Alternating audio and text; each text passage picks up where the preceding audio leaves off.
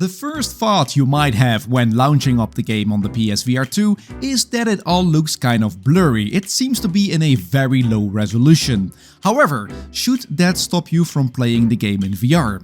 In this video, we will explore the VR implementation, haptic feedback and more to determine if No Man's Sky is worth playing and or buying on the PSVR2. Now let's take off, and with that I mean let's really take off, because the best thing about VR is the freedom to look around in your spaceship and grab the controls with your bare hands.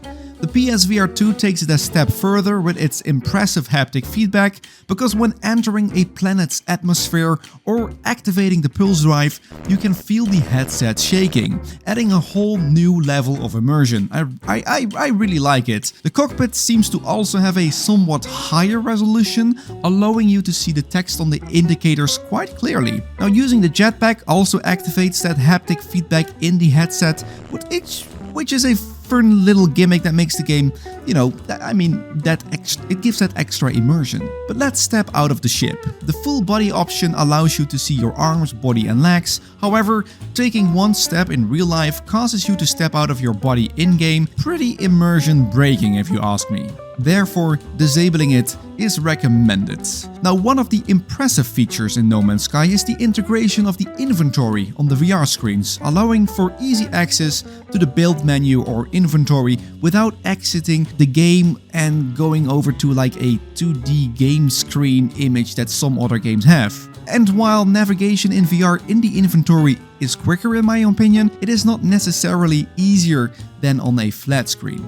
Building, however, I find much easier in VR. Selecting an item or building and placing it is as simple as pointing your hand at the ground. Navigating the building menu is also quite simple, making building a base quite a seamless experience. The scale of the game is also more impressive in VR, allowing you to see the true size of your spaceship. For example, if you stand in front of it, you will sometimes be like, wow, okay, this is big, I did not expect that. That also goes for the hangars in the space station. But the big bummer here is still the low resolution of the game in VR. This actually may be a big turnoff for some players. And please, while some people out there perceive the game as sharp in VR, or they say it looks great, it is not, guys. If you have ever played No Man's Sky on PC VR and set DLSS on performance, that's how it looks like in the PSVR2. Maybe even a bit more blurrier. However, the game runs smoothly on the PSVR2 headset and the text is still easily readable. And despite the low resolution, the game mechanics work and the VR immersion is impressive. I have tried to play quite a lot of No Man's Sky on the PC VR, but I never got the performance as I wanted it to be. Always with micro stutters and always having a hard time to maintain the frame rate. And with the PSVR2, it is just plug and play. I can start No Man's Sky knowing that I have a smooth experience. Now, last but not least, the adaptive triggers, my favorite feature of the PSVR2, and also No Man's Sky makes use of this by shooting a weapon, as you can see here.